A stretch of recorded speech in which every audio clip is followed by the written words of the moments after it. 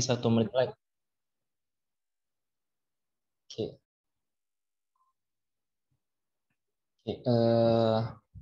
Berhubung udah jam 8 ya, kita mulai aja ya diskusi malam hari ini.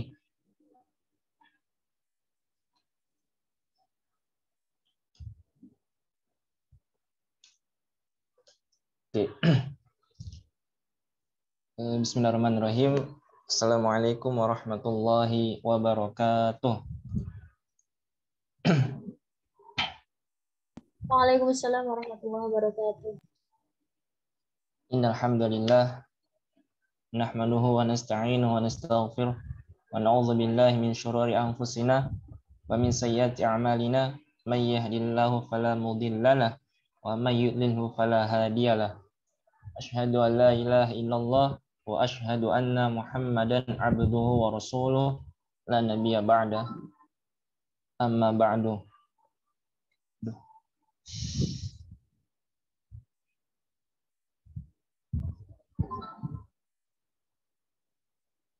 Puji syukur kepada Allah Subhanahu wa taala yang dimana kita masih diberikan kesehatan serta keafiatan sehingga bisa bersama-sama hadir mengikuti kegiatan diskusi seri The Discussion Mudabbir Mudabbirah Ma'had Al-Jami'ah UIN Jakarta pada malam hari ini. Salam serta salam kepada Nabi Muhammad Sallallahu Alaihi Wasallam.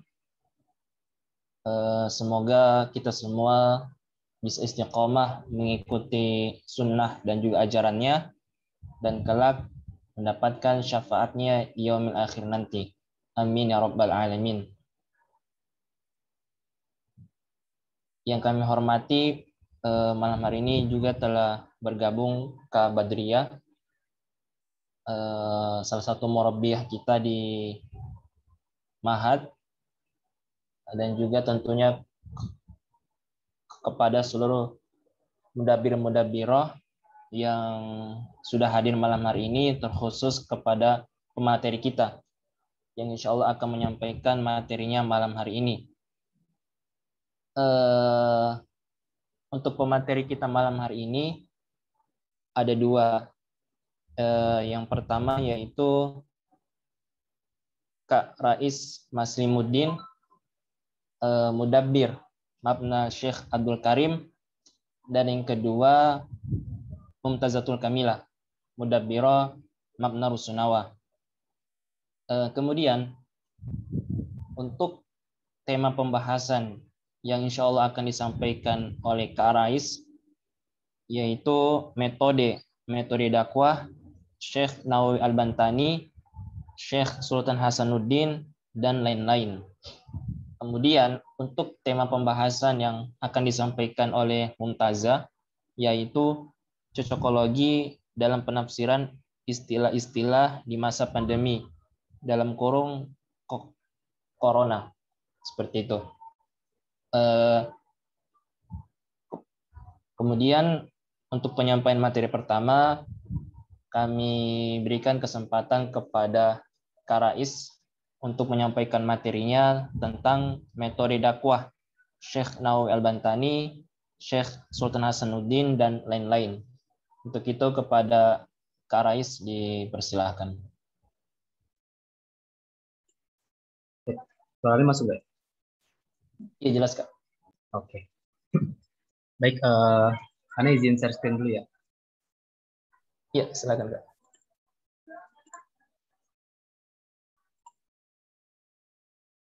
Oke. Udah terlihat? Iya udah Kak, jelas. Baik. A'udzubillahiminasyaitonirrajim. Bismillahirrahmanirrahim. Assalamualaikum warahmatullahi wabarakatuh. Alhamdulillah. Nahmaduhu wa nasta'inuhu wa nastaghfiruh.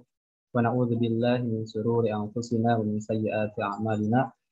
May yahdihillahu fala mudilla lahu wa may yudlilhu fala hadiyalah. Asyhadu an la ilaha illallah wa asyhadu anna Muhammadan abduhu wa rasuluhu la nabiyya ba'dah.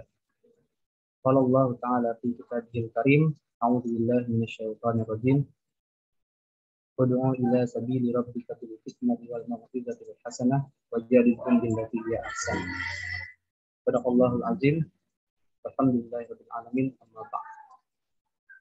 Pertama yang saya hormati yaitu Kak Badriah selaku murabbiyah Ma'had Al-Jami'ah Uin Syarif Hidayatullah Jakarta, dan juga teman-teman mudabbir dan mudabbirah Ma'had Al-Jami'ah Uin Syarif Hidayatullah Jakarta. Pertama perkenalkan, saya Rais Masliuddin Jamil dari Mabna Syatul Karim. Insya Allah pada malam kali ini akan mengajak kita semua untuk berdiskusi.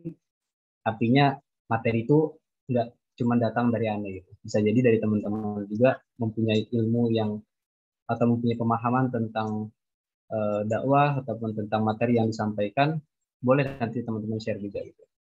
Artinya di sini tidak sekedar satu arah, namun kita akan berbicara dua arah. Baik, pertama tak lupa rasa syukur kita hadirat kepada Allah Subhanahu wa taala, yang dimana atas segala limpahan rahmatnya pada malam kali ini kita diberikan kesempatan oleh Allah untuk berkumpul di salah satu yang Allah ibaratkan taman surga yang ada di dunia, yaitu majelis ta'lim atau majelis ilmu. Dan barang siapa yang menuntut sebuah ilmu, maka dia akan dipermudah jalan menuju surga. Dan juga tak lupa pula selawat serta salam kita aturkan kepada junjungan kita, suri tauladan kita, ialah baginda Nabi Muhammad SAW, yang dimana pada bulan inilah kita memperingati sebuah kelahiran yang begitu mulia, yaitu kelahirannya baginda Nabi Muhammad SAW. Semoga dengan hikmah dari peringatan-peringatan Maulid yang telah kita lalui kemarin itu menambah rasa cinta kita kepada baginda Rasulullah SAW. Semoga dengan seperti itu kita mampu memperbaiki dari segi akhlak maupun dari segi keimanan kita. Baik, mungkin langsung saja pada malam kali ini. Sebelumnya mohon maaf kalau tema itu pembahasannya bakal membahas beberapa metode dakwah dari para ulama-ulama dahulu. Cuman untuk malam kali ini sepertinya saya cukup membahas satu metode dakwah ya dari Syekh Nawawi Al-Bantani, karena memang cukup panjang pembahasannya, dan mungkin di awal nanti bakal disclaimer terlebih dahulu tentang konsep dakwah itu seperti apa dan aspek-aspek dakwah lainnya gitu. Jadi untuk malam kali ini pembahasan kita adalah konsep dakwah dan metode dakwah Syekh Nawawi Al-Bantani. Nah, terlebih dahulu, dunia dakwah itu merupakan suatu hal yang tidak akan lepas dari unsur-unsur dakwah itu sendiri, yang salah satunya adalah subjek dakwah atau pelaku dari dakwah tersebut. Nah, pentingnya seorang sosok pendakwah atau dai yang kita kenal sangat menentukan maju atau mundurnya dari agama Allah itu sendiri, yaitu agama Islam. Maka secara fungsional, dai itu adalah pemimpin, yakni dia memimpin masyarakat dalam mengembangkan pada potensi bertuhan atau memimpin dalam menuju pada jalan Tuhan. Artinya dakwah itu mengajak seseorang, mengajak kita kepada ajaran-ajaran ketuhanan atau ajaran-ajaran Islam pada konteks dakwah Islamiyah. Nah, sedangkan secara sosiologi, seorang dai itu di samping sebagai juru agama, dimungkinkan juga untuk menjalankan sebuah kepemimpinan dalam bidang-bidang lainnya, seperti ekonomi, sosial, seni budaya, ilmu pengetahuan, olahraga, dan yang sudah pasti kehidupan berkeluarga. Makanya salah satu rumus atau konsep dakwah yang paling mengena di masyarakat itu adalah dengan dakwah perilaku gitu. Dan itu yang dilakukan sebagian besar dakwah dari Rasulullah SAW. Nah, maka secara ideal kepemimpinan seorang dai tergambar pula pada diri seorang Rasulullah SAW, yang dimana beliau menggambarkan kehidupan secara Islamiyah. Tentu ya karena wahyu pun langsung turun kepada beliau, maka itulah yang beliau kerjakan. Ataupun seperti perilaku-perilaku para khulafaur rasyidin, yakni yang dapat berperan dalam semua aspek kehidupan beragama, sosial masyarakat, dan bahkan politik. Nah, maka di antara sekian banyak tokoh-tokoh dai, Syekh Nawawi lah salah satunya tokoh dai Nusantara yang bisa sejajar dengan para ulama-ulama besar lainnya sekelas dunia. Artinya bukan secara lokal se-Indonesia, namun beliau sudah menempuh ulama-ulama internasional. Nah, maka pada malam kali ini kita bakal membahas salah satu ulama yang begitu luar biasa ini, ialah Syekh Nawawi Al-Bantani. Oke, mungkin langsung saja kita ke pembahasannya. Nah, untuk awalan kita bakal memahami konsep dakwah itu terlebih dahulu. Maka pengertian dakwah ditinjau dari segi bahasa, yaitu dakwah adalah panggilan, seruan atau ajakan. Bentuk perkataan tersebut yang dalam bahasa Arab disebut dengan masdar. Nah, sedangkan bentuk kata kerja atau fiilnya itu adalah da'a yad'u, yang artinya memanggil, menyeru atau mengajak. Sama seperti yang dikemukakan oleh Profesor Haji Mahmud Yunus, maka dakwah itu berasal dari kata da'a yad'u da'watan, yang artinya adalah menyeru, memanggil atau menjamu. Nah, maka dari istilah bahasa, maka dapat kita tarik secara terminologi menurut Muhammad Ali Aziz, dakwah dapat didefinisikan sebagai kegiatan mengajak, mendorong atau memotivasi orang lain berdasarkan basyirah untuk meniti jalan Allah. Artinya berdasarkan keilmuan yang kita miliki, berdasarkan kapasitas yang kita miliki, gitu. Dan istiqomah di jalannya, serta berjuang bersama meninggikan agama Allah. Maka yang harus kita pahami dari dakwah ini adalah bagaimana cara kita mengajak seseorang ataupun mengajak orang lain dengan keilmuan, dengan kapasitas yang kita miliki untuk menuju jalannya Allah. Artinya untuk menuju agama Islam itu sendiri. Nah, lalu ada beberapa pengertian dari para ahli mengenai dakwah itu sendiri. Yang pertama, menurut Ahmad Golwusi, sebagaimana dikutip oleh Asep Muhyiddin dalam bukunya, pengertian dakwah ialah menyampaikan pesan Islam kepada manusia di setiap waktu dan tempat dengan berbagai metode dan media yang sesuai dengan situasi dan kondisi para penerima pesan dakwah, yaitu para mad'u ya kalau bahasanya, atau khalayak dakwah. Lalu yang kedua ada menurut Abu Bakar Zakaria, bagaimana yang dikutip oleh penulis yang sama, yaitu Asep Muhyiddin, mendefinisikan dakwah lebih menekankan dari segi profesionalisme, yaitu sebuah aktivitas para ulama dan orang-orang yang memiliki pengetahuan agama Islam dalam memberi pengajaran kepada orang banyak. Hal-hal ini berkenaan dengan urusan-urusan agama dan kehidupan yang sesuai dengan realitas dan kemampuannya. Maka tadi penting seorang dai itu harus sadar, harus tahu kapasitas dirinya. Jangan sampai kita itu menyampaikan sesuatu hal yang belum kita ketahui sama sekali. Nah, maka itu yang sangat dihindarkan oleh seorang dai. Nah, lalu ada pendapat dari Prof. Dr. Muhammad Quraish Shihab yang dimana mendefinisikan dakwah sebagai seruan atau ajakan kepada keinsyafan atau usaha untuk mengubah situasi kepada situasi yang lebih baik dan menyempurnakan sebaiknya terhadap pribadi maupun masyarakat. Lalu yang terakhir ada pendapat dari Toha Yahya, yaitu dakwah adalah mengajak manusia dengan cara bijaksana kepada jalan yang benar yang sesuai dengan perintah Tuhan untuk kemaslahatan dan kebahagiaan di dunia dan di akhirat. Nah, maka dari beberapa pendapat ahli ini dapat kita tarik kesimpulan ya, bahwasanya dakwah itu ya mengajak, gitu. Kita mengajak, kita menyuruh orang lain kepada jalan yang lebih baik, yaitu agama Islam, dengan penuh kebijaksanaan. Artinya dengan penuh rasa kasih sayang dan juga rasa manusiawi. Nah, seperti mana yang difirmankan Allah ya dalam Al-Quran surah An-Nahl ayat 125, Ud'u ila sabili rabbika bil hikmah wal mau'izatil hasanah wajadilhum billati hiya ahsan. Artinya ajaklah orang lain terhadap kepada jalannya Allah dengan cara yang hikmah, dengan mau'izatil hasanah, dengan perkataan-perkataan baik, dan debatlah mereka apabila itu diperlukan dengan cara yang lebih baik. Artinya dengan cara-cara yang baik gitu, dengan cara-cara yang lemah lembut dan penuh kasih sayang. Nah, lalu yang kedua, dari konsep dakwah kita akan membahas tentang sasaran atau objek dari dakwah.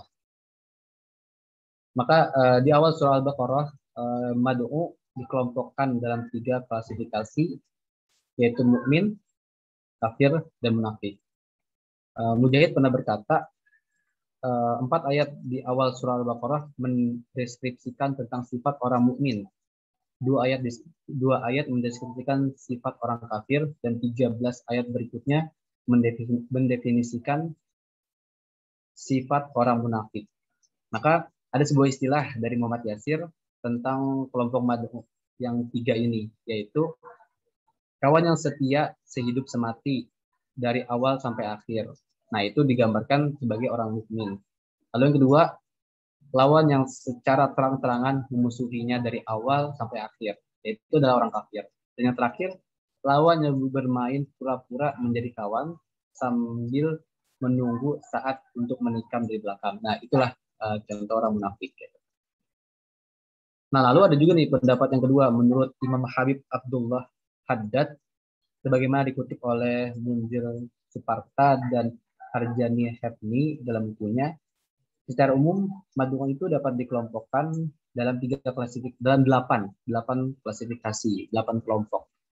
Yang pertama itu adalah para ulama, yang kedua itu adalah ahli zuhud dan ahli ibadah, yang ketiga itu adalah penguasa dan pemerintah, yang keempat kelompok ahli perniagaan, industri dan sebagainya, yang kelima itu fakir miskin dan orang-orang lemah, yang keenam itu ada anak, istri dan kaum hamba, yang ketujuh adalah orang awam yang taat dan yang berbuat maksiat. Lalu yang terakhir itu adalah orang yang tidak beriman kepada Allah dan Rasulnya, atau orang kafir. Nah, lalu ada juga nih pendapat dari Abdul Karim Zaidan dalam Usul Dakwah mengkelompokkan mad'u dalam 4 klasifikasi, yaitu al-mala' itu adalah penguasa atau amir. Lalu jumhur an-nas itu adalah mayoritas manusia, artinya orang-orang awam dan lain sebagainya. Lalu ada munafikun, yang tadi adalah orang-orang yang berpura-pura ataupun orang-orang yang berislam namun tidak menjalankan syariat dengan sepenuhnya. Dan yang terakhir adalah ahli maksiat. Nah, maka sebenarnya dari beberapa penelitian terkait tentang sasaran atau objek dakwah ini memang tidak ada klasifikasi yang benar-benar mutakhir gitu, yang paten gitu. Misalkan sasaran dakwah itu ada segini, nggak ada. Artinya ini berdasarkan dari beberapa pendapat para ilmuwan terdahulu, para ulama. Maka seperti inilah sasaran atau objek dakwah atau mad'u bahasanya. Nah, lalu yang ketiga itu adalah metode dakwah. Nah, dari bahasa metode berasal dari 2 kata, yaitu meta yang artinya melalui dan hodos artinya jalan dan atau cara. Maka dengan demikian dapat diartikan bahwa metode itu adalah cara atau jalan yang harus dilalui untuk mencapai sebuah tujuan. Maka apabila itu diartikan secara bebas, metode adalah cara yang telah diatur dan melalui proses pemikiran untuk mencapai suatu maksud atau suatu tujuan. Lalu apa sih metode dakwah itu gitu?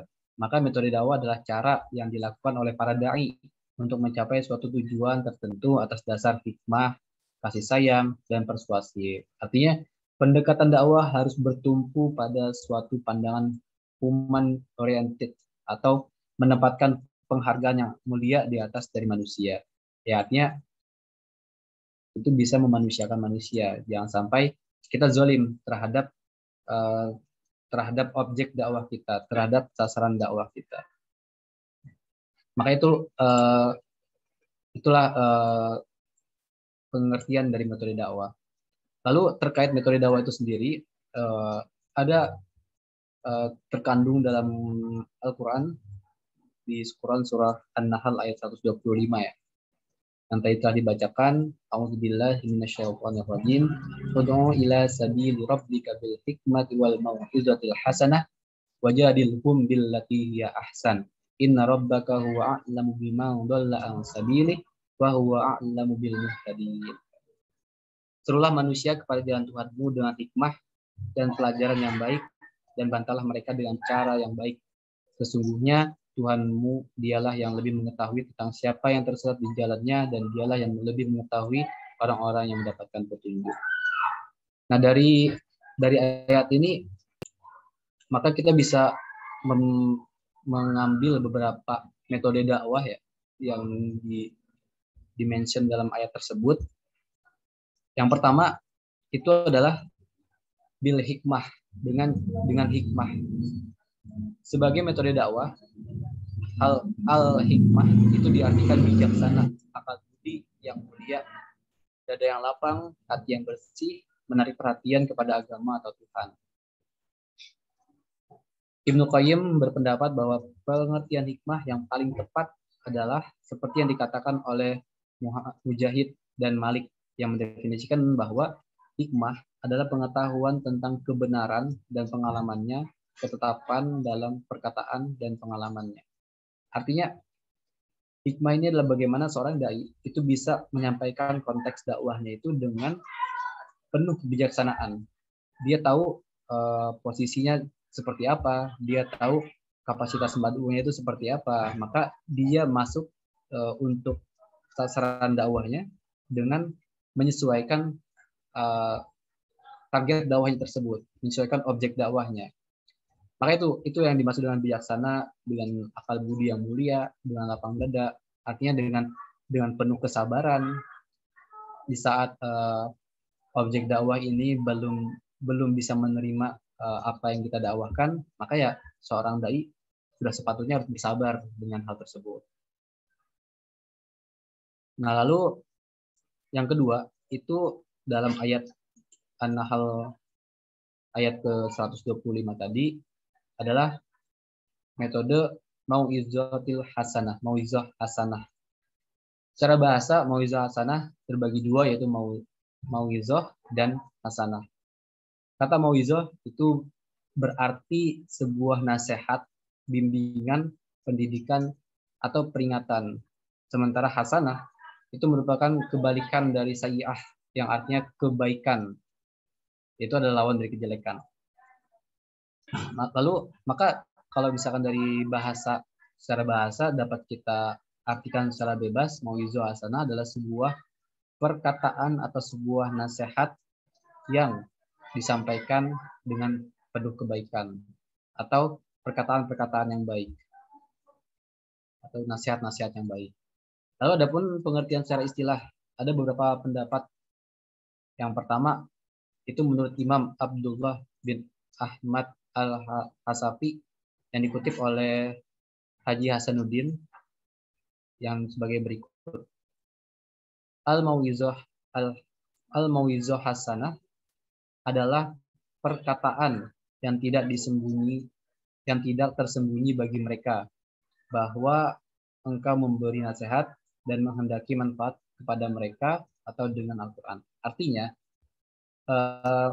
mau'izah hasanah menurut Imam Abdullah itu adalah sebuah perkataan yang dengan penuh kejujuran.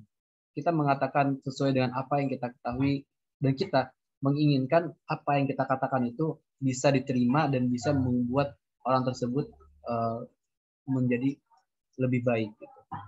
Nah, lalu yang kedua, ada menurut Abdul Hamid Al-Bilali, sebagaimana beliau berkata, al-mau'izatul hasanah merupakan salah satu manhaj atau metode atau membimbing dengan lemah lembut agar mereka mau berbuat baik. Intinya dengan penuh kasih sayang, kelembutan, hal-hal yang baik. Nah, lalu yang terakhir dalam ayat 25 Quran Surah Al-Baqarah tadi, 125 Quran Surah Al-Baqarah tadi, yaitu adalah jadilhum billati hiya ahsan. Apa sih ini gitu kan? Maka dari segi etimologi atau bahasa, lafaz mujadalah terambil dari kata jadala yang bermakna memintal, melilit. Maka mujadalah itu adalah artinya perdebatan. Maka orang-orang yang berdebat bagaikan menarik dengan ucapan yang meyakinkan lawannya dengan menguatkan pendapatnya melalui argumen yang disampaikan. Lalu dari segi terminologi terdapat beberapa pengertian al-mujadalah. Dari segi istilah, ialah sebuah pertukaran pendapat yang dilakukan oleh dua pihak secara sinergi tanpa adanya suasana yang mengharuskan lahirnya permusuhan di antara keduanya. Maka ini dulu pernah salah satu dosen dari Fakultas Dakwah itu mengatakan bahwasanya kita selaku dai, kita selaku penyampai pesan-pesan Allah itu udah seharusnya lebih baik daripada siapapun gitu. Karena dalam ayat ini pun di saat kita berdebat kita diminta dengan billati hiya ahsan, dengan suatu hal yang lebih baik daripada perbuatan lawan bicara kita gitu. Nah, lebih baik ini banyak, entah itu dari segi sikap kita ataupun dari segi keilmuan kita, dari segi argumentasi kita. Usahakan bagaimana caranya pun di saat kita menerima sebuah perdebatan, ya udah kita sampaikan argumen sesuai dengan apa yang kita ketahui dan diusahakan dengan argumen yang sebaik mungkin. Agar apa? Baik lagi tujuan awalnya adalah agar para mad'u itu tertarik kepada jalan Allah. Ya, Kak Rais, mungkin boleh dipersingkat. Oh ya, siap. Dipercepat maksudnya. Oke, kalau gitu langsung kita masuk ke pembahasan Syekh Nawawi Al-Bantani. Tadi ada terkait dengan konsep dakwah ya. Nah, pertama untuk nama lengkap dari Syekh Nawawi Al-Bantani adalah Abu Abdul Al-Mu'ti Muhammad Nawawi bin Umar bin Arabi bin Ali Al-Jawi Al-Bantani Al-Tanara Al-Syafi'i Al-Qadari. Lalu di dunia Arab beliau lebih dikenal dengan Syekh Muhammad Nawawi Al-Jawi Al-Makki. Sedangkan di Indonesia kita lebih mengenal dengan Kiai Nawawi Banten. Di mana Syekh Nawawi ini dilahirkan di Kampung Tanara di daerah Serang, Banten pada tahun 1813 Masehi atau 1230 Hijriah. Nah, lalu kita langsung masuk ke apa aja sih aktivitas dakwah atau metode dakwah yang telah dilakukan oleh Syekh Nawawi ini. Sebenarnya nggak terlalu banyak ya, dari beberapa sumber. Hanya ada dua yang beliau lakukan, yaitu yang pertama adalah mengajar dan yang kedua adalah mengarang kitab. Nah, yang pertama kita lihat dari segi aspek mengajar. Pada tahun 1855 Masehi, beliau memutuskan untuk kembali pergi dan meninggalkan negeri orang tuanya di Mekah. Ini adalah di mana tapak tilasnya Syekh Nawawi mengapa beliau bisa tinggal atau bermukim di Mekah gitu ya. Karena waktu itu beliau di saat sebelumnya beliau pernah pada tahun 1833 Masehi itu beliau melakukan studi ke Mekah. Namun setelah itu beliau balik lagi ke Indonesia dan alhamdulillah pada saat itu ya beliau menjadi daya tarik bagi para santri-santri di setempat untuk menimba ilmu pada beliau gitu. Namun pada masa itu kolonial Belanda merasa bahwa sepertinya Syekh Nawawi ini menjadi ancaman bagi mereka. Sehingga Syekh Nawawi diusik dan Syekh Nawawi merasa beliau terancam. Alhasil beliau pada tahun 1855 Hijriah pindah ke Mekah gitu dan menetap di sana secara permanen. Makanya beliau begitu terkenal nggak hanya di Nusantara namun juga di negeri-negeri Timur Tengah atau Arab Saudi. Nah, lalu yang kedua, beliau mengarang kitab. Sejak 15 tahun sebelum wafatnya, Syekh Nawawi sangat giat dalam menulis buku atau akibatnya beliau tidak memiliki waktu lagi untuk mengajar, sehingga beliau mewakafkan dirinya untuk mengarang lebih banyak kitab lagi gitu. Maka beliau termasuk penulis atau yang produktif dalam melahirkan kitab-kitab mengenai berbagai persoalan agama. Dan salah satu kitab yang masyhur, kitab tafsir beliau itu adalah kitab tafsir Mahar Labid. Nah, itu salah satu kitab tafsir karangan beliau yang begitu fenomenal. Maka menurut Broken Man, karya Syekh Nawawi itu meliputi 7 cabang utama ilmu keislaman, yakni tafsir, fiqih, usuluddin, tasawuf, biografi Nabi, tata bahasa, dan retorika. Nah, mungkin itulah aktivitas dari dakwahnya Syekh Nawawi yang begitu fenomenal, yang dimana di masa kecilnya ataupun di masa remajanya beliau mengajar di pondok ayahnya waktu itu, dan yang kedua di masa menjelang 15 tahun sebelum beliau wafat, beliau sudah mulai menulis banyak kitab hingga sekarang, sehingga beliau begitu dikenal dengan ulama yang sangat produktif di kancah internasional gitu. Artinya tidak hanya dikenal di Nusantara.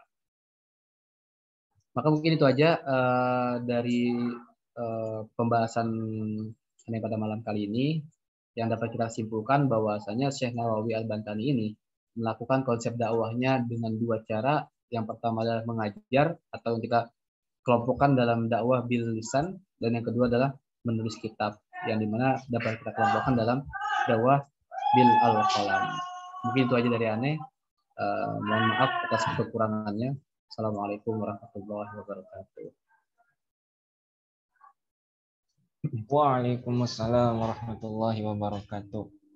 Iya, terima kasih banyak Kak Rais yang sudah menjelaskan panjang lebar mengenai dakwah, mulai dari pengertian dakwah, metode-metode dakwah yang tercantum di dalam Al-Quran surat An-Nahl 125 tadi, sampai daripada dan juga dakwah yang dilakukan oleh Syekh Nawawi Al-Bantani. Jadi sedikit kesimpulan, ada 2 aktivitas dakwah atau mungkin metode dakwah yang dilakukan oleh Syekh Nawawi Al-Bantani tadi. Yang pertama yaitu mengajar, dan yang kedua mengarang kitab. Dan beliau ini merupakan salah satu ulama masyhur yang tentunya berasal dari Indonesia. Kemudian yang untuk pemateri kedua, kami persilakan kepada Mumtazatul Kamilah untuk menyampaikan materinya. Kepadanya dipersilahkan. Baik, Bismillahirrahmanirrahim. Maaf, saya off cam ya, soalnya kameranya kurang memadai. Boleh minta tolong share screen di Farid.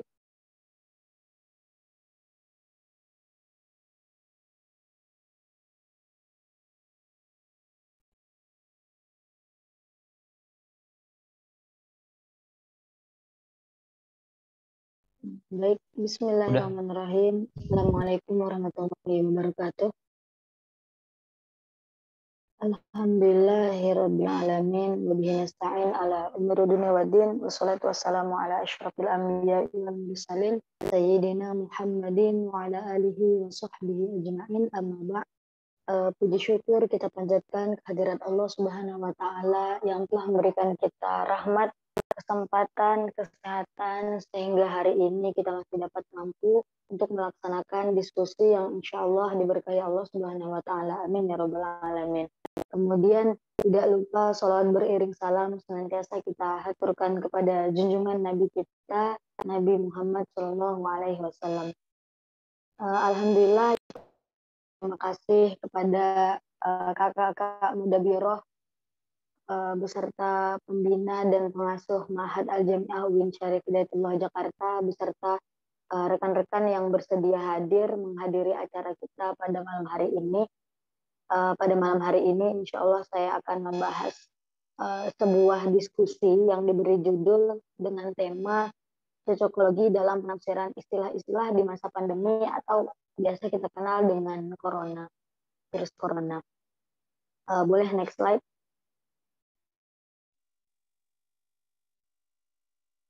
Yang pertama kita ketahui adalah virus corona ini tidak lagi asing ya di telinga kita. Tentunya pada awal abad 20 dunia juga dikagetkan dengan suatu wabah virus yang baru yang tentunya dimulai dari Cina atau kita sebut saja negara Wuhan dengan virus yang kita sebut dengan COVID-19.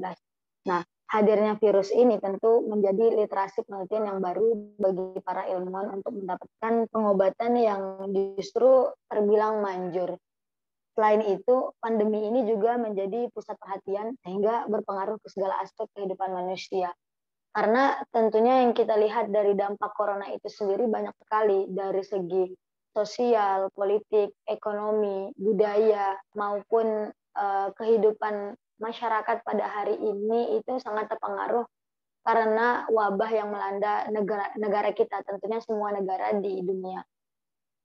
Pembahasan agama tentunya lagi-lagi yang ditekankan muncul beberapa penelitian mengenai tentang agama. Apakah corona ini ada sangkut pautnya? Makanya orang-orang agamawan juga saat ini melakukan penelitian. Apakah corona ini ada sangkut pautnya dengan ayat Al-Quran? Apakah corona ini adalah bentuk sebuah apa ya istilahnya sebuah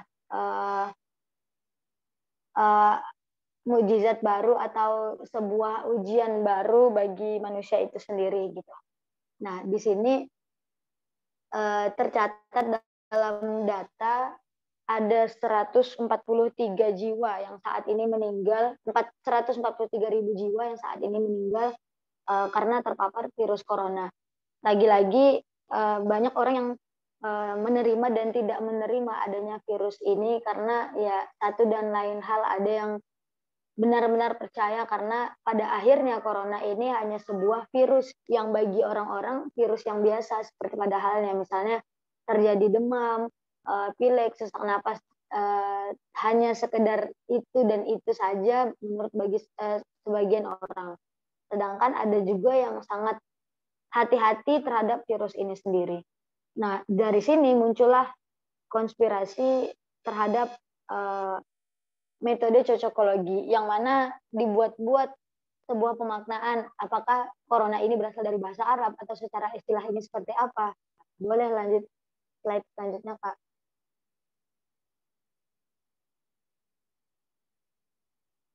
Maka di sini yang kita tekankan adalah corona itu apakah berasal dari bahasa Arab? Itu pertanyaan kita. Nah, yang kita ketahui pertama istilah corona ini berasal dari bahasa Latin, yaitu corona yang berarti mahkota atau lingkaran cahaya. Nah, virus corona ini untuk pertama kalinya ditemukan pada tahun 1960-an. Dan COVID-19 ini merupakan perkembangan biologis virus yang teridentifikasi tahun 2019. Juga dinyatakan bahwa coronavirus ini adalah sekumpulan virus dari subfamili Octocoronavirus Viridae dalam keluarga Coronaviridae dan ordo Nidophthalamus. Nah, berdasar pada dua rujukan ini, corona adalah sebuah nama yang disematkan kepada sekelompok virus. Slide selanjutnya, Kak. Next slide.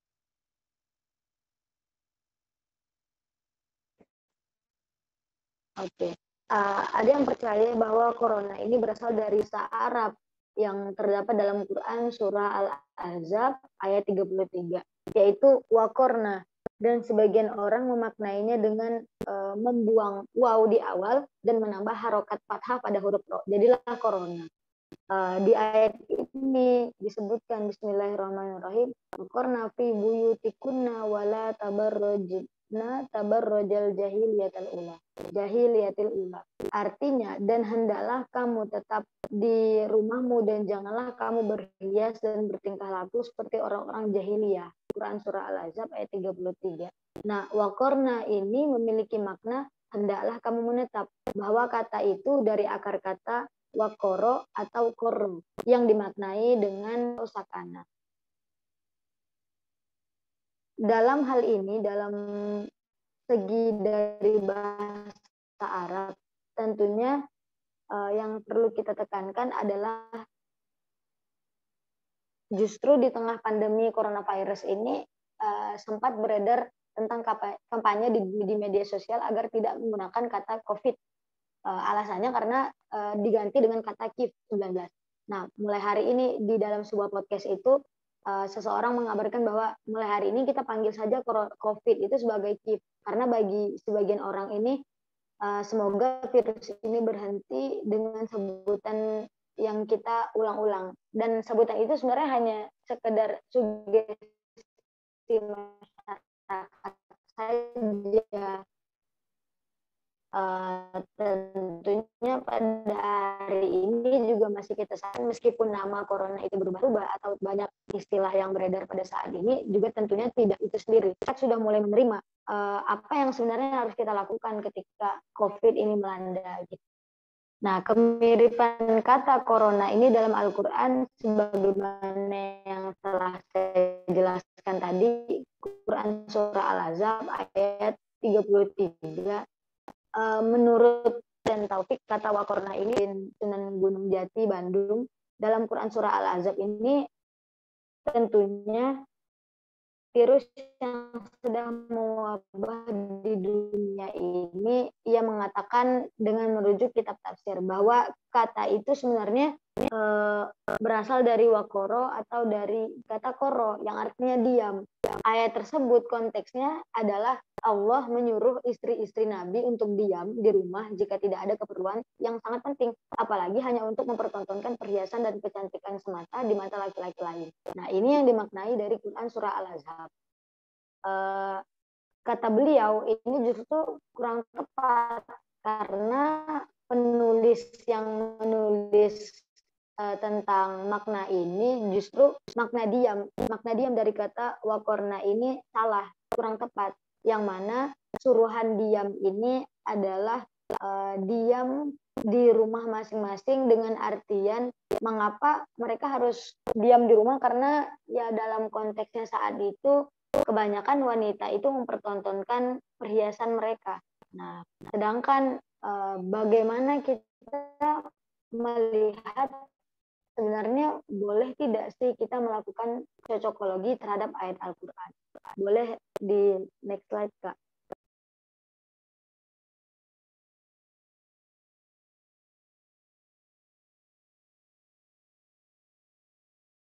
Udah.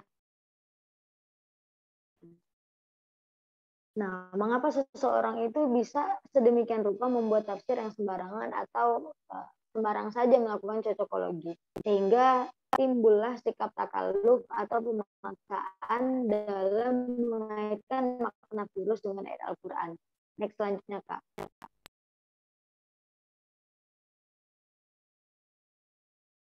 Oke. Kenapa itu disebut pemaksaan?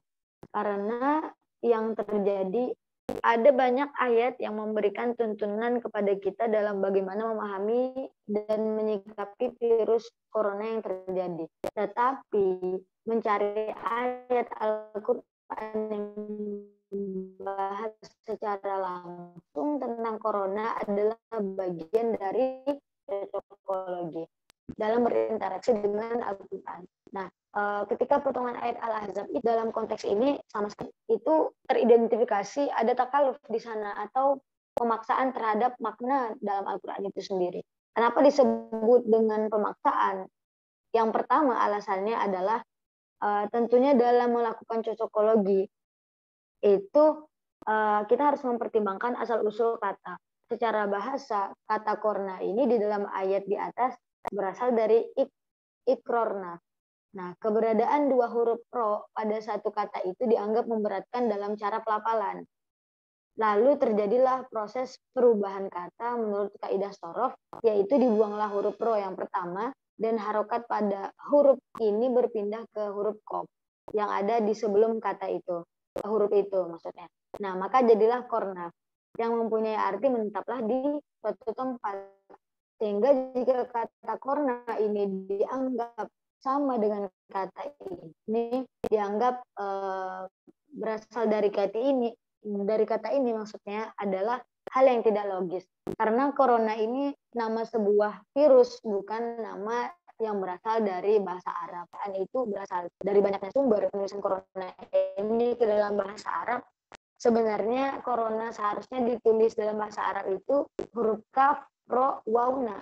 Tetapi ini huruf-hurufnya kof, ro, dan huruf na. Nah, alasan yang kedua kenapa ini bisa disebut dengan takalluf atau pemaksaan, karena sebagai sebuah teks Al-Quran itu ditulis dengan pahami, dan untuk menafsirkan Al-Quran ini kita harus memahami dan mempertimbangkan kaidah dalam bahasa Arab. Ketiga, berkenaan dengan Quran surah Al-Ahzab. Nah, ini adalah sebuah perintah yang ditujukan untuk para istri Nabi. Mereka diperintahkan untuk menetap di rumah, bersikap sebagaimana istri Nabi, tidak seperti kebanyakan para istri lainnya yang keluar dari rumah mereka. Yang keempat, kalaupun ayat ini secara khusus berkenaan dengan para istri Nabi, namun dalam pembelajarannya ini diperuntukkan untuk semua wanita. Ketika tidak ada kepentingan yang terlalu urgent, maka perempuan sehendaknya menjaga kehormatan mereka di dalam rumah masing-masing. Kecuali dalam konteks sekarang banyak orang yang menafsirkan ayat ini. Isi perintah ini sama sekali bukanlah sebuah larangan. Justru perintah ini tidak bersifat permanen bagi perempuan untuk tidak keluar rumah. Justru ini sifatnya kondisional. Nah, keenam, Al-Quran surah Al-Ahzab ayat 33 ini sama sekali tidak ada kaitannya dengan pandemi COVID atau virus corona. Dalam kasus pandemi, virus corona ini diminta untuk menetap di rumah sesuai dengan anjuran pemerintah, bukan saja untuk kaum wanita kan. Nah, melainkan juga kaum lelaki, sedangkan ayat yang tadi berkonteks tentang sosial agama kaum wanita saja. Salah satu pertimbangannya adalah bahwa mereka secara karakter penciptaannya lebih pas untuk mengurusi urusan rumah tangga. Itu sebagai bentuk hak yang diperintahkan oleh Allah Subhanahu wa taala kepada wanita. Nah, seperti yang mengurus rumah, suami dan anak-anaknya. Begitu juga sebaliknya, mendapat topoksi bahwa mereka ini keluar rumah untuk mencari pekerjaan atau untuk mencari ridho Allah Subhanahu wa taala, menafkahi keluarganya. Nah, sedangkan Muhammad Sulaiman Al-Ashqar dalam Minfatil Qadir mengatakan menetaplah di rumah itu jangan terlalu banyak keluar tanpa keperluan yang disyariatkan oleh agama. Jangan kalian tampakkan perhiasan yang justru yang wajib kalian tampakkan kepada suami-suami kalian yang telah halal. Kemudian slide selanjutnya ke Gifari.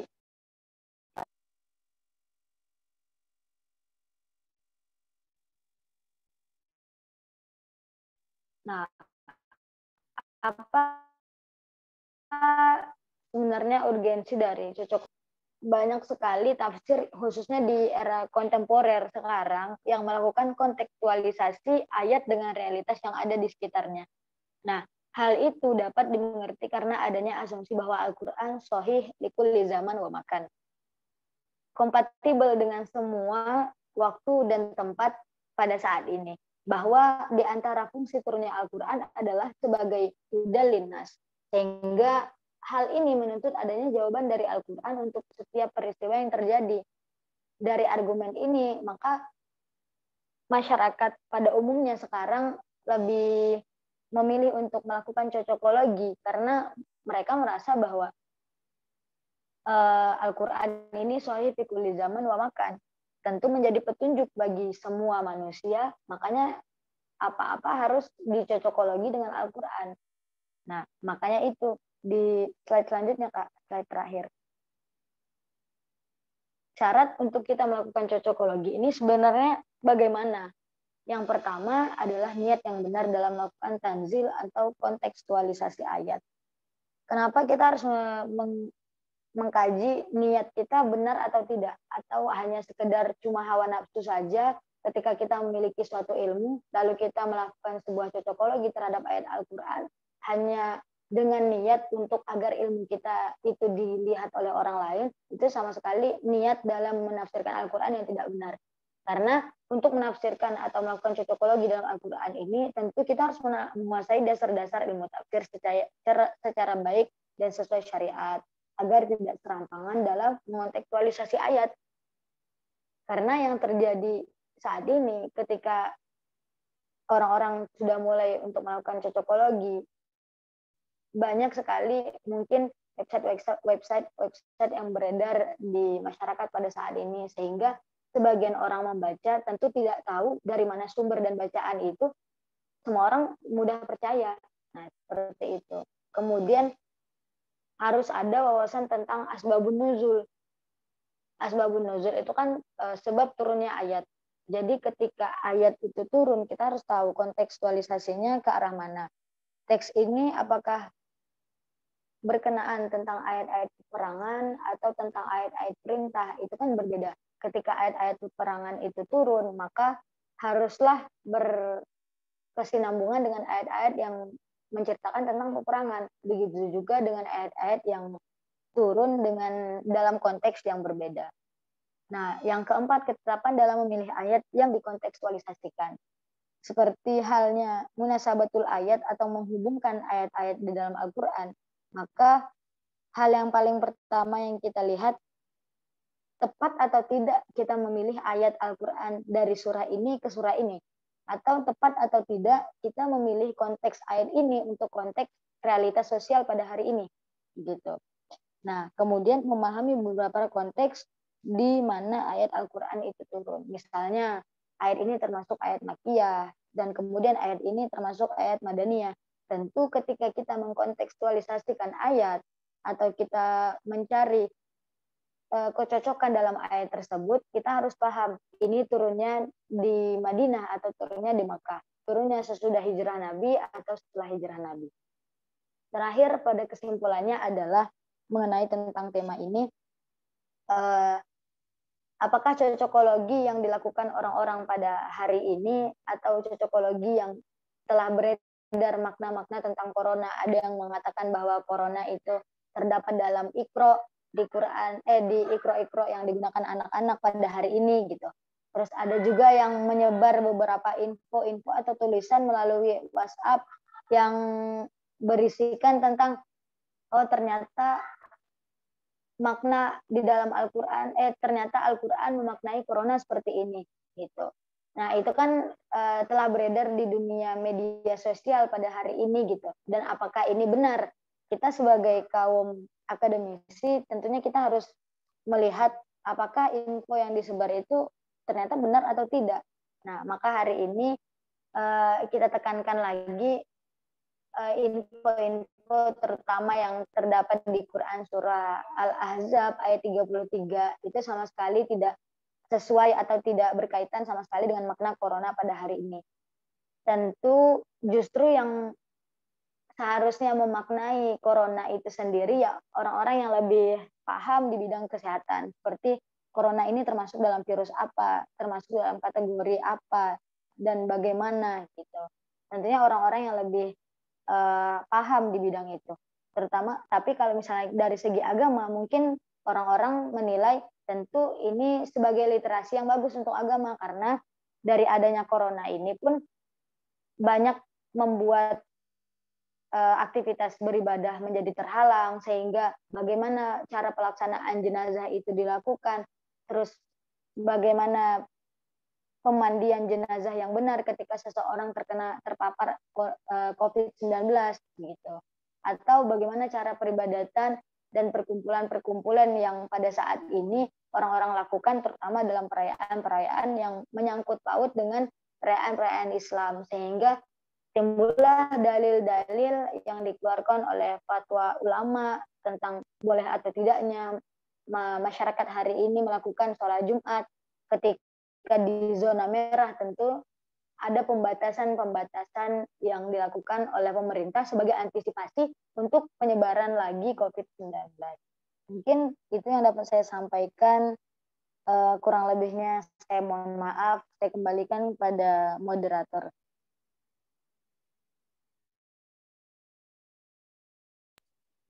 Iya. Sebelumnya terima kasih banyak kepada Saudari Mumtazatul Kamilah yang sudah sangat jelas dan menarik menyampaikan materinya. Jadi yang bisa saya simpulkan bahwasanya tadi dikutip dari Al-Quran surat Al-Ahzab ayat 33, di mana di situ ada kata atau ayat dalam Al-Quran, kata dalam ayat itu yang berbunyi waqarna. Nah, mungkin dari kata itulah beberapa orang berusaha mencocokologikan dengan kata dari virus corona ini sendiri. Namun setelah diteliti bahwasannya tidak ada sangkut pautnya dengan virus corona itu sendiri atau dari kata corona itu sendiri. Jadi beda diksi ya. Jadi ayat itu bukan berbicara atau tidak ada hubungannya dengan kata corona itu sendiri. Tetapi ayat itu Al-Ahzab ayat 33 tadi itu lebih kepada berisi perintah kepada para istri Nabi dan juga khususnya kepada kaum muslimah seperti itu untuk lebih menjaga dirinya. Nah, kira-kira itu yang bisa sedikit saya simpulkan dari materi Mumtazatul Kamilah. Selanjutnya kita lanjut ke sesi tanya jawab. Untuk itu kepada mudabir-mudabirah yang hadir malam hari ini, kami persilakan untuk bertanya atau mungkin ada yang ingin memberikan tanggapan, sanggahannya kepada kedua pemateri kita, yaitu Kak Rais dan juga Mumtazah. Untuk itu kepada mudabir-mudabirah kami persilakan.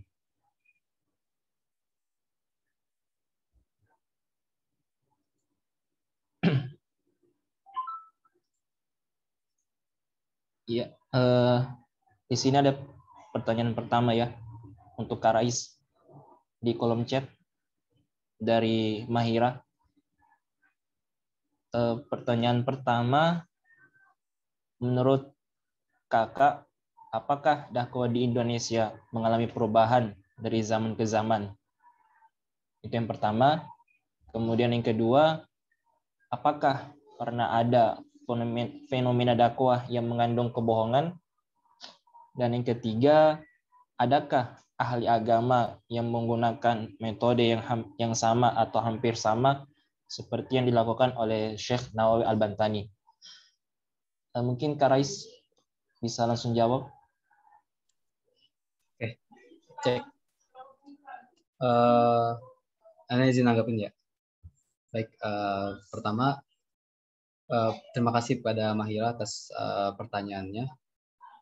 Untuk pertanyaan pertama, menurut Kakak, apakah dakwah di Indonesia itu mengalami perubahan dari zaman ke zaman? Ya, kalau misalnya perubahan, tentu itu pasti mengalami perubahan. Karena yang namanya dakwah, tadi kan dikatakan di awal bahwasanya ya bagaimana caranya agar seorang dai itu bisa menyesuaikan kaumnya. Dan pada saat ini pun masyarakat nggak hanya di Indonesia, bahkan dunia pun banyak banyak melakukan perubahan gitu kan.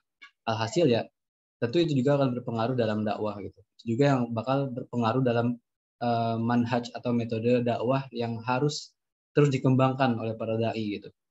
Misalkan salah satu yang berkembang sekarang misalkan, mungkin dulu tidak pernah kita terpikirkan bahwa bakal ada taklim melalui media online gitu kan.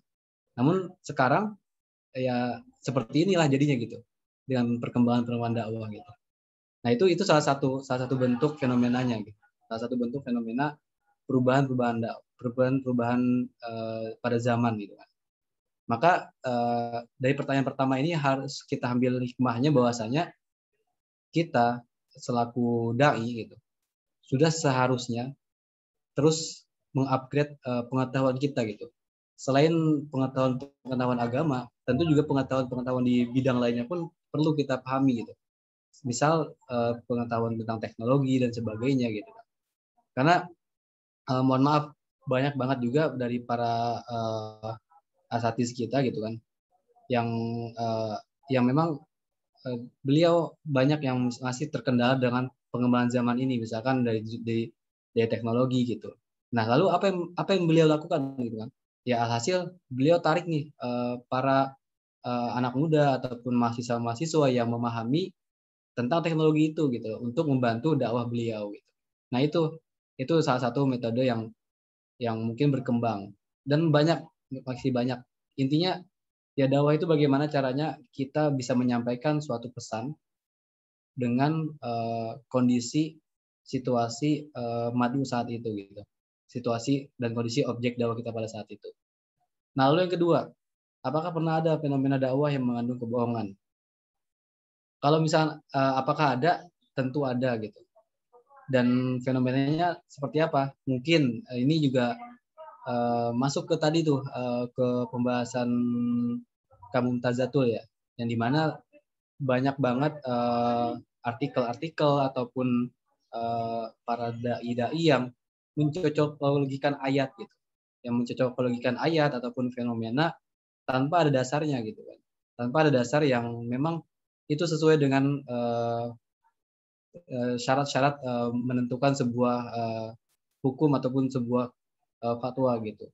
Nah, itu salah satu bentuknya ya yang mungkin sekarang banyak banget, maka banyak banget unsur cocokologi itu yang muncul di zaman-zaman sekarang. Nah, lalu yang ketiga, adakah ahli agama yang menggunakan metode dakwah yang sama dengan Syekh Nawawi? Banyak banget ulama-ulama kita yang menggunakan metode seperti Syekh Nawawi Al-Bantani. Misalkan salah satunya ada ulama karena Anda dari Kalimantan ya, ada salah satu ulama Kalimantan yaitu Syekh Arsad Al-Banjari. Nah, beliau merupakan Syekh yang juga merupakan ulama yang fenomenal juga di kalangan masyarakat khususnya di Kalimantan Selatan, dan beliau memiliki metode dakwah yang bersama gitu dengan Syekh Nawawi, di mana beliau juga mengajar dan juga beliau menggunakan ada beberapa kitab karangan beliau, dan salah satu kitab yang fenomenal dari Syekh Muhammad Arsad Al-Banjari itu adalah kitab Sabilal Muhtadin. Nah, itu, dan mungkin masih banyak lagi ulama-ulama kita yang menggunakan metode dakwah seperti Syekh Nawawi. Mungkin itu dari Ane. Apabila di teman-teman ada yang pengen menambahkan atau menyanggah, silakan. Saya izin menanggapi, boleh ya? Ya, silakan. Terkait dengan apakah pernah ada fenomena dakwah yang tentunya mengandung kebohongan gitu.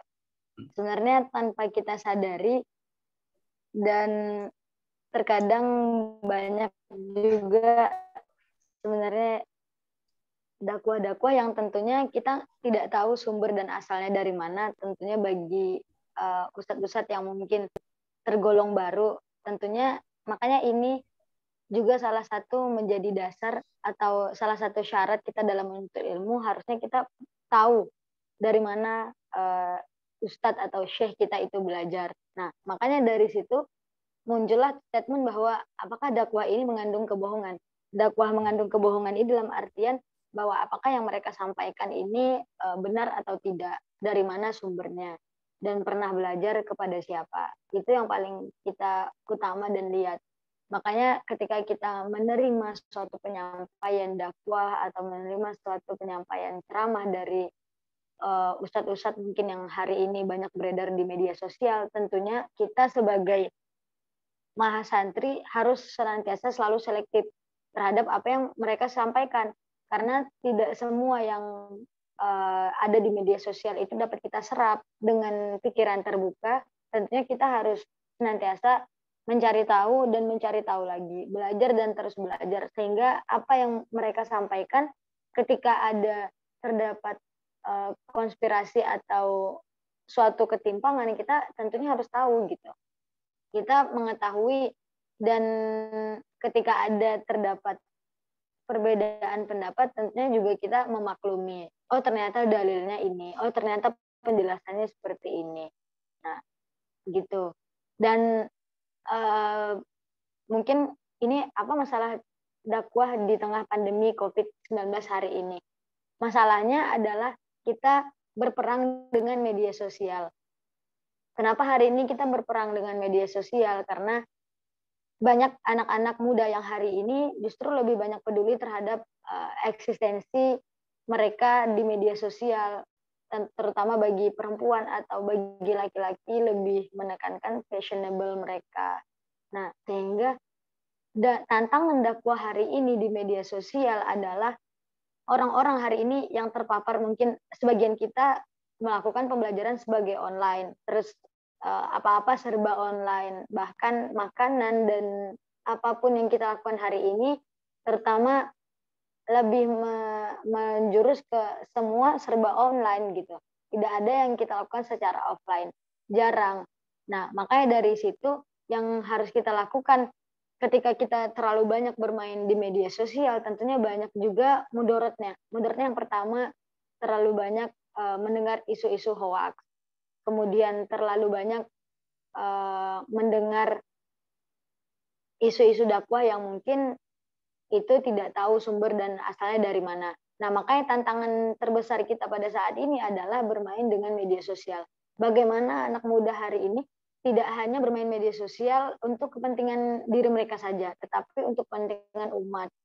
Bagaimana YouTube hari ini trendingnya tidak hanya trending tentang konten-konten yang unfaedah gitu.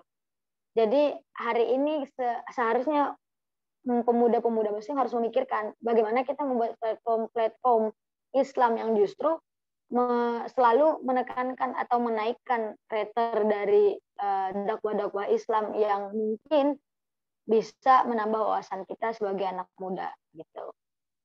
Mungkin itu yang bisa saya sampaikan. Iya, terima kasih banyak Kak Rais dan juga Mumtaza yang kami kira jawabannya cukup jelas ya mengenai 3 pertanyaan dari Mahira tadi. Mungkin yang bisa sedikit saya tambahkan atau simpulkan dari jawaban Kak Rais dan juga Mumtaza terhadap pertanyaan dari Mahira tadi itu bahwasannya di zaman sekarang kita harus lebih selektif dalam berdakwah, termasuk dalam metode dakwah yang digunakan, seperti itu, selektif dalam berdakwah dan juga selektif dalam memilih seorang pendakwah atau seorang ustadz ataupun ulama yang ingin kita ikuti, seperti itu. Kemudian pertanyaan kedua dari Kak Muhammad untuk Kak Rais ya. Pertanyaan yang Kak Muhammad, apa saja faktor keberhasilan dakwah dan apa masalah dakwah di tengah pandemi COVID-19 sekarang ini? Ya, baik. Aneh harap jadi nanti juga dari teman-teman silakan nanggapin ya. Nah, kalau dari faktor keberhasilan dakwah, ya seperti definisi yang dijelaskan di awal tadi, bahwasanya ya dakwah itu adalah mengajak seseorang ke jalannya Allah gitu kan. Maka faktor yang benar-benar nyata terlihat dengan keberhasilan dakwah itu adalah bagaimana seseorang itu bisa lebih baik daripada sebelumnya, ataupun bagaimana sebuah masyarakat itu bisa lebih baik pada sebelumnya. Contoh tadi di saat Syekh Nawawi Al-Bantani gitu. Jadi di sejarah itu Syekh Nawawi Al-Bantani sebelum beliau melakukan pendidikan di Mekah, beliau juga banyak menuntut ilmu ke daerah Jawa Barat, Jawa Timur dan di daerah sana gitu.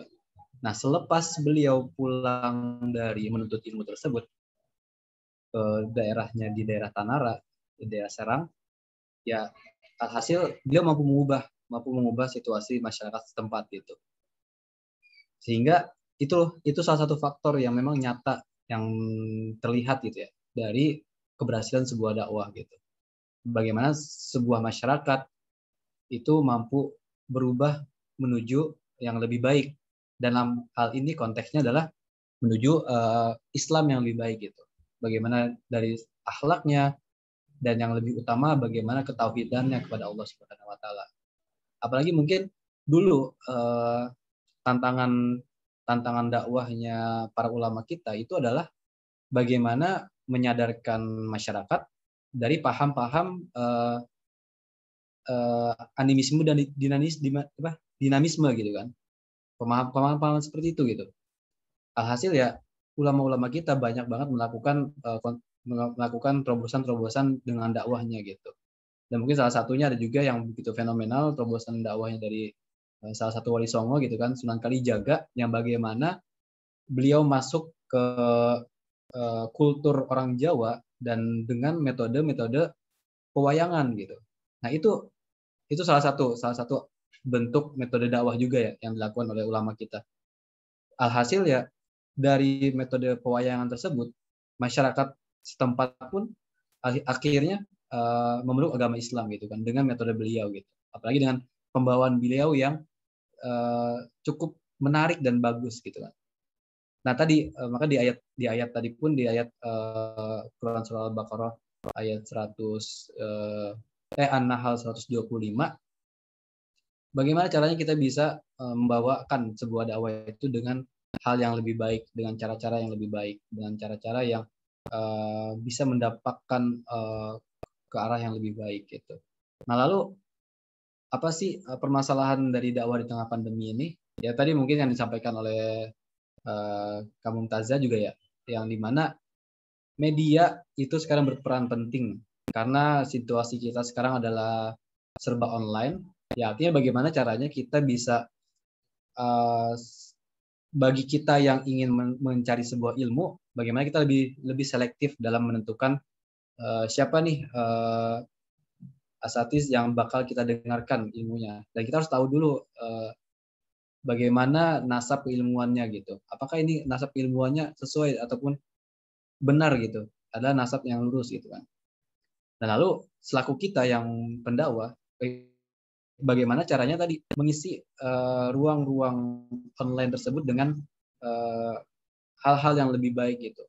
Bagaimana tadi kata Kak Mumtazah ya, bagaimana caranya yang trending sekarang itu enggak sekedar yang unfaedah gitu, tapi yang bisa memberikan dampak gitu. Entah itu dari segi ilmu pengetahuan bagi teman-teman yang mempunyai kapasitas di bidang misalkan sains, silakan kembangkan pengetahuan sainsnya ataupun sebar ilmu sainsnya di dunia online gitu. Atau kalau sekarang yang naik ya seperti YouTube, Instagram dan sebagainya gitu. Nah itu mungkin itu ya yang bisa kita titik beratkan dari masalah dakwah di tengah pandemi gitu. Selaku kita yang mencari sebuah ilmu ya bagaimana kita bisa selektif gitu, karena tadi online itu siapa aja bisa masuk, orang-orang dari mana aja bisa nge-share tanpa ada batasan gitu. Maka yang bisa membentenginya itu ya diri kita gitu. Bagaimana dengan akidah yang sudah kita miliki, kita bisa menjaga akidah kita itu dengan lebih baik gitu. Jangan sampai kita yang malah tercemarkan dengan hal-hal yang berkembang sekarang gitu. Dan yang kedua, selaku kita yang dai, bagaimana kita bisa mengisi ruang-ruang kosong tersebut gitu. Mungkin seperti itu sih ya yang bisa ditanggapi. Ya, gimana Kak Muhammad? Siap, sudah jelas.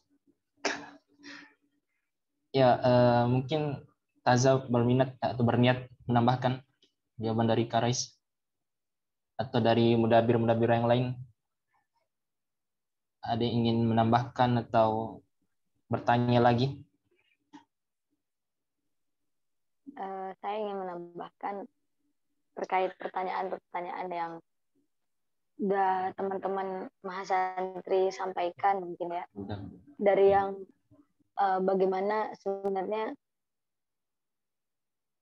faktor keberhasilan dakwah itu sendiri. Ini lagi-lagi pembahasan yang sebenarnya tidak ada habisnya ketika kita belajar suatu ilmu, bahkan itu ilmu agama. Karena mempelajari ilmu agama itu kan layaknya sebuah perkembangan dunia. Ketika dunia semakin berputar, maka ilmu-ilmu agama yang kita miliki tentunya harus senantiasa berkesinambungan dari zaman ke zaman, harus diterima oleh seluruh umat manusia yang bukan hanya bersangkut paut terhadap umat muslim saja gitu, tetapi bersangkut paut terhadap dunia. Hari ini tantangan terbesar kita bukan hanya agama itu sendiri, tetapi media sosial dan globalisasi dunia pada saat ini. Ketika semua informasi dunia itu mudah masuk ke dalam handphone kita, ke dalam media sosial kita, maka yang hari ini menjadi tantangan dari diri kita adalah mendakwahi diri kita sendiri. Bukan hanya mendakwahi seluruh umat manusia, tetapi mendakwahi diri kita sendiri.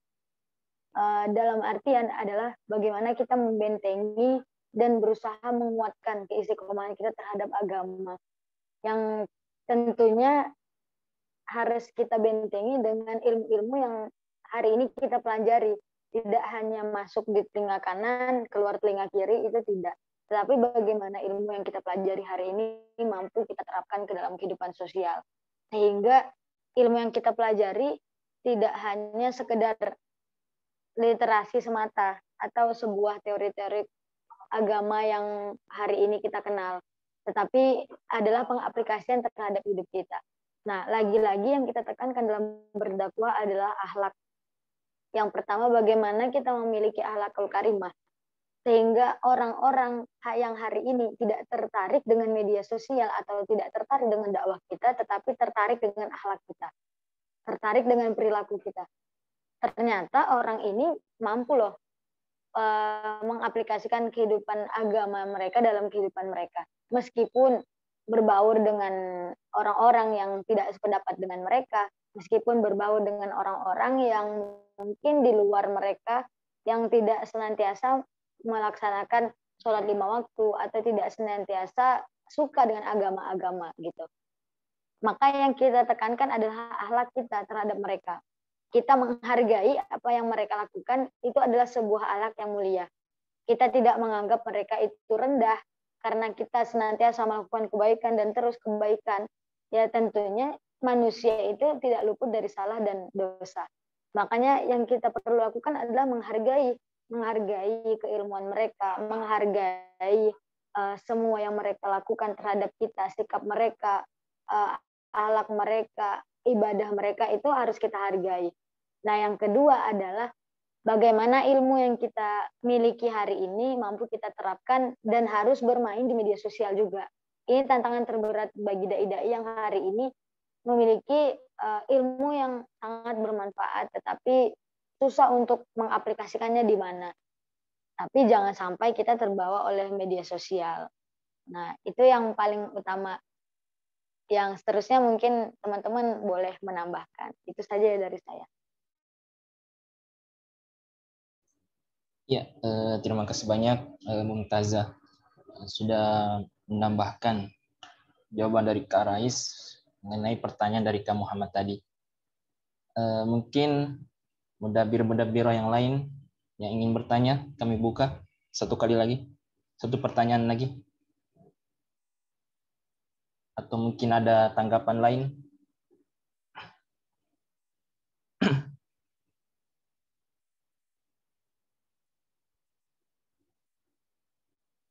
Bagaimana? Ada yang ingin bertanya lagi? Atau memberikan tanggapannya? Ya, ini mungkin pertanyaan terakhir ya. Dari Saudara Khairul Umam. Penting nggak sih kita memperhatikan sasaran kita kepada siapa ketika kita berdakwah? Ya, monggo Kak Rais. Jawabannya. Langsung ke aneh nih. Iya, betul. Ya nanti aneh harap sih dari teman-teman yang lain ada tanggapan juga ya. Ya kalau bertanya tentang penting atau enggaknya terkait memperhatikan sasaran dakwah kita, ya tentu penting gitu. Karena tadi sudah dijelaskan ya, ada beberapa kelompok orang gitu. Dan kita harus tahu ranah kita itu di mana dan kapasitas kita itu di mana. Jangan sampai kita menyampaikan sesuatu ilmu tanpa dasar yang kita miliki gitu. Jangan sampai kita asal ngomong doang gitu kan.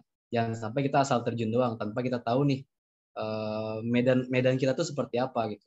Karena sasaran dakwah kita tuh siapa-siapa aja gitu. Sehingga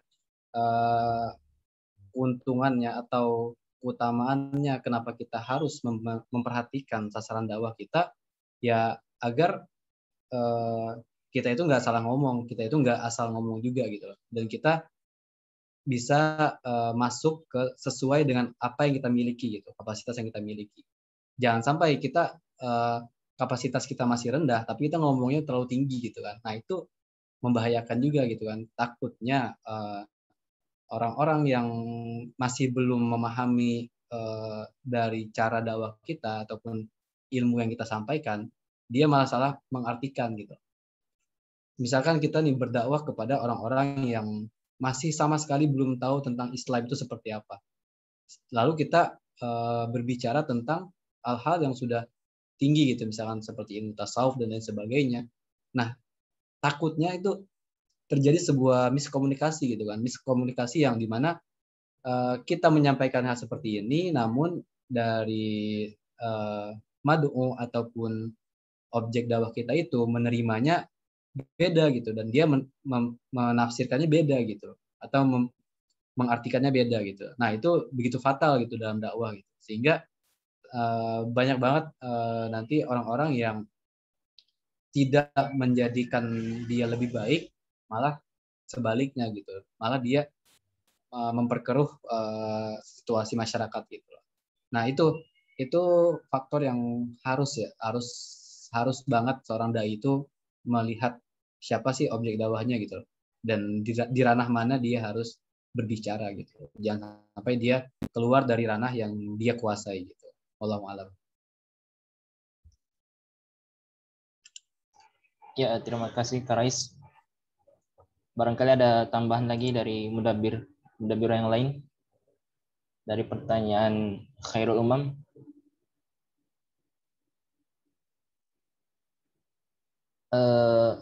Ya, saya pikir juga udah cukup jelas ya jawaban dari Kak Rais tadi mengenai pertanyaan Khairul Umam.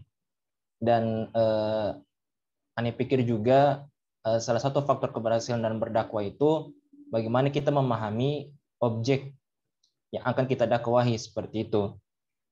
Termasuk dalam metode dakwanya, cara penyampaiannya, isi dakwanya itu. Jadi apa yang kita sampaikan itu akan sampai kepada orang yang kita dakwahi. Jadi apa yang kita sampaikan akan sampai dan bisa diterima dengan orang yang kita dakwah tersebut. Nah, kira-kira seperti itu yang bisa saya tambahkan dari pertanyaan Khairul Umam. Ya, mungkin kita cukupkan sesi tanya jawab diskusi malam hari ini. Sebelum kami tutup, kami mohon izin kepada Kak Badriah.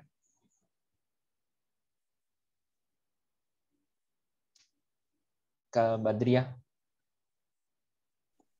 Iya, halo, gimana? Iya, mungkin ada tambahan atau masukan-masukan dari Kak Badriah untuk diskusi malam hari ini. Oh, ya, maksudnya izin itu ya. Kirain izin apa tadi? Iya, Kak itu. Baik, bismillahirrahmanirrahim. Assalamualaikum warahmatullahi wabarakatuh. Alhamdulillah wa kafa wassalatu wassalamu ala nabiyil mustafa wa ala alihi wa ashabihi ahlil wafa wa tabi'ina wa man bihunahum muqtafa. Mungkin ya mohon izin juga ya Kakak. Sebentar. Ya mohon izin juga mungkin Kakak ini off cam ya. Tapi pertama mungkin yang sebesar-besarnya kepada tim OMM dan juga terkhusus ya tim R&D yang sampai sekarang nih alhamdulillah selalu istiqomah, dan Kakak juga ingin mohon maaf ya karena memang ya sebenarnya memang setiap malam Sabtu nih Kakak pribadi ada apa namanya ada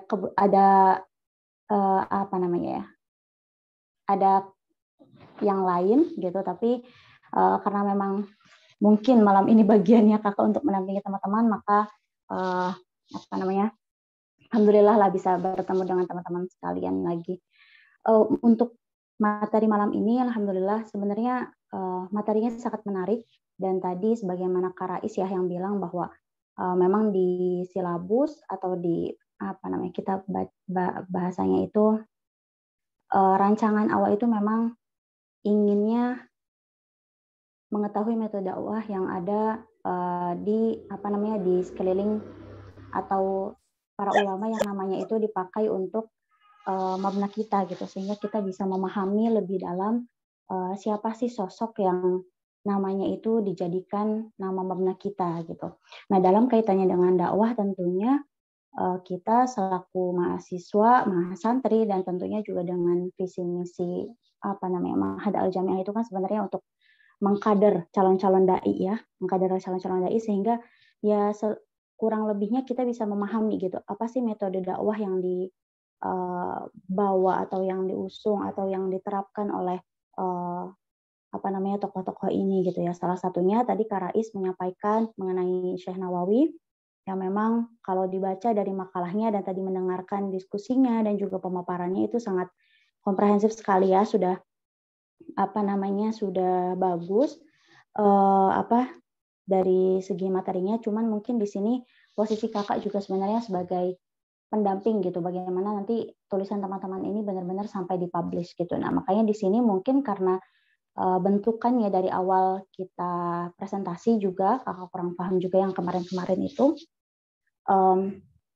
kan bentukannya makalah ya. Mungkin nanti setelah ini Kak Rais setelah diskusi ini mungkin juga tadi ada poin-poin yang mungkin perlu Kak Rais tambahkan mungkin dalam makalahnya, atau mungkin dirasa sebenarnya ini mungkin tadi seperti dakwah kebohongan gitu, karena kan mungkin kalau misalkan sedikit mengulas kalau misalkan metode dakwah Imam Nawawi itu hanya bil kalam sama bil lisan, itu kan sebenarnya maknanya sangat luas ya. Bil lisan itu sendiri kan sebenarnya kalau kakak pernah belajar dulu itu kan sebenarnya bil lisan itu tidak hanya sekedar kita menyampaikan gitu atau metode dakwah yang kita sampaikan secara lisan, tapi juga kan bagaimana kita bisa merangkum kata-kata atau menyampaikan ilmu kita itu dengan kalimat yang mungkin ada qaulan maisurat ya kan, ada dengan kalimat-kalimat yang mudah dipahami, itu juga ada qaulan syadidat, bagaimana dengan kalimat yang jujur, dan mungkin ini nanti sebagai respon juga terhadap tadi pertanyaan tentang dakwah kebohongan ya, karena dakwah kebohongan itu mungkin sependek yang kakak tahu sih itu ada juga bukunya itu mengenai salah satu ormas mungkin yang bisa dibilang gitu, corak keagamaan yang mungkin teman-teman juga udah tahu ya, itu mengenai salah satu lembaga dakwah yang di situ dikupas tentang bagaimana dakwah kebohongannya dia. Terus juga ya salah satunya itu adalah yang mengatakan bahwa hadis itu harus bersanad gitu, bahkan sanadnya itu harus sampai kepada perawi akhir. Jadi kalau misalkan satu yang diucapkan itu dari seorang guru, sedangkan gurunya tersebut tidak mendengar langsung dari perawi terakhirnya, itu tertolak atau gimana itulah ya. Itu mungkin bisa dikupas lebih tajam. Itu mungkin kaitannya nanti tentang metode dakwahnya Syekh Nawawi dengan bilisan, tapi benar-benar dengan menggunakan qaulan syadidah gitu. Artinya perkataan yang jujur, perkataan yang lurus, sehingga sehingga ya itu tadi gitu, dakwahnya itu tidak hanya dakwah tidak dakwah kebohongan lah seperti itu. Terus nanti ada juga qaulan layyina, qaulan ma'rufah, qaulan karimah, itu kan juga bisa diperkaya di situ gitu. Sehingga sehingga kita selaku nanti mahasantri ya kan, teman-teman juga generasi dakwahnya Ma'had Al-Jami'ah ya, insya Allah untuk kedepannya itu kan bisa mengetahui sedikitnya metode dakwah itu seperti apa, dan tentunya juga bisa tadi juga karena direspon mengenai dakwah yang sekarang itu tadi tuh mohon maaf nih kakak kalau salah, mungkin dakwahnya asal-asalan atau mungkin ustadznya ustadzan gitu kan ya. Ini mohon maaf nih kakak, mungkin itulah tadi kakak gambarannya mungkin singkatnya seperti itu. Makanya ini bisa jadi pegangan teman-teman gitu, bahwa atau mungkin juga ada yang dakwahnya secara keras gitu kan, yang apa namanya, mungkin juga salah satu kenapa sekarang digemari oleh para milenial ya, yang mencari kekosongan dirinya dengan mengikuti majelis-majelis gitu kan, yang biasanya memang coraknya itu corak-corak yang sangat tegas, sangat keras gitu kan, itu salah satunya ya. Jadi bisa supaya nanti Mas Santri bisa tahu lah bahwa dakwah itu tidak hanya keras gitu, tidak hanya suaranya lantang gitu, tapi memang perkataannya harus jujur, terus menggunakan kata-kata yang juga mudah dipahami gitu, supaya tadi mungkin kaitannya dengan pertanyaan tadi yang ya memang harus disesuaikan gitu dengan objek dakwahnya. Betul tadi kata Kak Rais, sangat mengena sekali ya jawabannya. Memang harus disesuaikan gitu. Karena ya kalau misalkan kita berbicara dengan sesama mahasiswa, ya mungkin kita sudah tidak harus lagi mengatakan apa itu istinbat, apa itu nakal, apa itu apa gitu ya. Tapi kalau misalkan dengan masyarakat awam, apa itu istinbat, apa itu nakal gitu kan, itu sangat berbeda gitu. Dari penggunaan bahasa aja itu sebenarnya udah jadi metode dakwah tersendiri. Dan itu pokoknya ini menjadi topik yang menarik dan bisa dikembangkan oleh Kak Rais. Dan nanti untuk apa namanya, penulisan untuk nanti bentuk artikelnya bisa disesuaikan juga ya Kak ya, karena nanti inginnya kami itu yang di post itu bukan berbentuk makalah gitu, jadi bisa apa namanya, bisa berbentuk kesepakatannya berbentuk apa ya, berbentuk jurnal atau berbentuk artikel atau tulisan ilmiah, tulisan populer itu nanti bisa di inilah pokoknya, karena kakak juga nggak tahu nih apakah sudah ada yang terbit atau belum gitu ya, apakah sudah ada direvisi atau belum gitu sampai sekarang ini ya. Udah kita ya semoga sih nanti pas libur semester bisa diperbaiki, bisa segera direvisi, dan satu persatu bisa segera terbit gitu, sehingga bisa menjadi apa namanya ya, bekal teman-teman juga lah, nanti udah punya tulisan yang dipublikasi gitu. Dan tadi juga Kak Kamilah ya itu sangat mengena juga tentang tafsir corona atau cocokologi istilah corona. Itu memang bentuknya Kak Kamilah ini mungkin apa namanya, kesimpulannya ya, ini nggak salah baca kan ya? Kesimpulannya belum ada ya Kak ya? Itu mungkin bisa dilengkapi lah seperti biasa. Itu silakan teman-teman dikemas ulang, disesuaikan formatnya, tapi secara pembahasan itu udah oke semua, alhamdulillah. Dan ya beginilah ya, memang suasana diskusi yang diharapkan. Feedbacknya teman-teman juga sangat baik gitu kan, terus pemakalahnya atau pematerinya, penyajinya juga siap gitu dalam apa namanya, dalam menjawab nanti diskusi-diskusi dan menjawab pertanyaan gitu.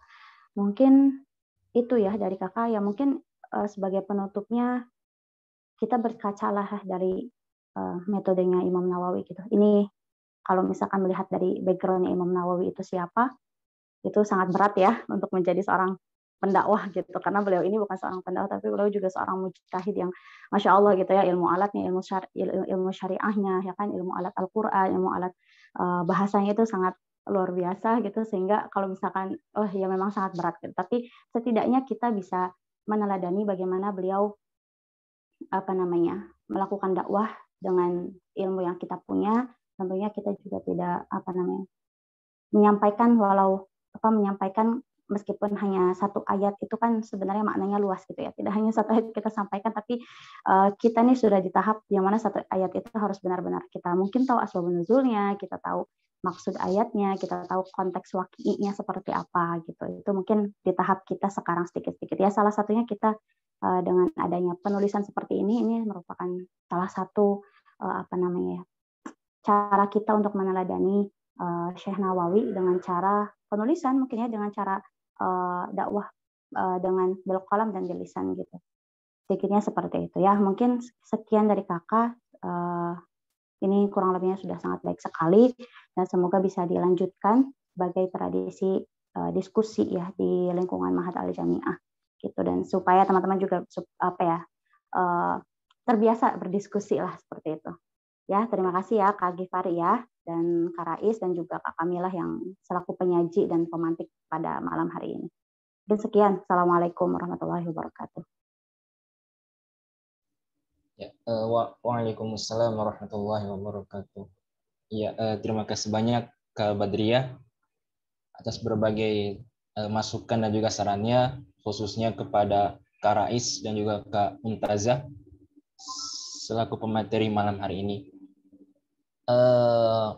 Mungkin diskusi mudabbir-mudabbirah malam hari ini kita cukupkan sampai di sini.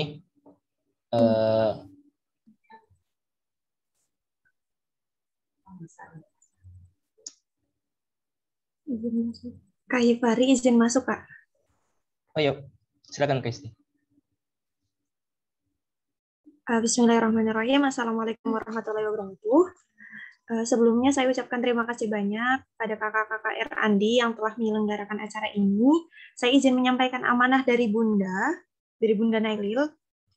Mohon maaf sebelumnya Bunda malam ini berhalangan hadir diskusi. Kemudian Bunda menyampaikan salam untuk kedua pemateri hari ini, Kak Rais dan Kak Mumtazah.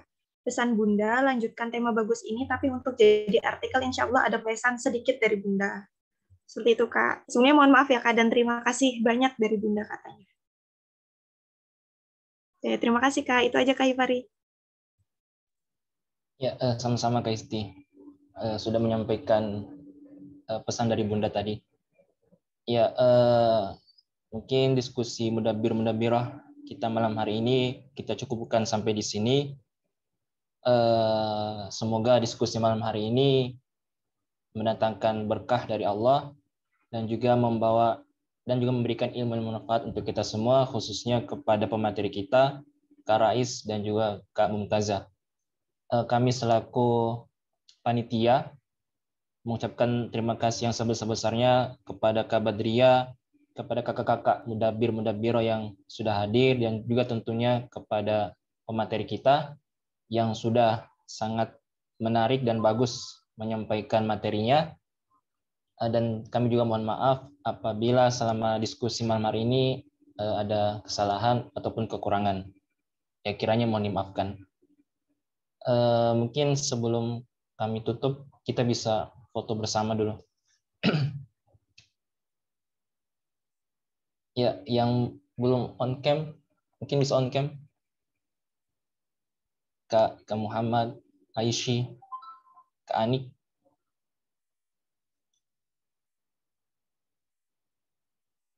Kak Niswa, Kak Adam, Kak Khairul Umam.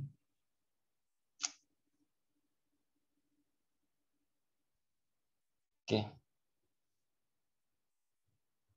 Ya, 1, 2, 3. Oke, satu kali lagi. 1, 2, 3. Ya, terima kasih banyak atas kehadirannya. Sekian dari kami. Wallahu musta'an. Wassalamualaikum warahmatullahi wabarakatuh. Waalaikumsalam. Waalaikumsalam warahmatullahi wabarakatuh. Terima kasih semuanya. Terima kasih kakak. Ya, siap. Sama-sama. Ya, terima kasih ya. Kakak izin live duluan ya. Iya, Kak. Ya, terima kasih, Kak. Terima kasih banyak, Kak. Yo. Izin live teman-teman semua.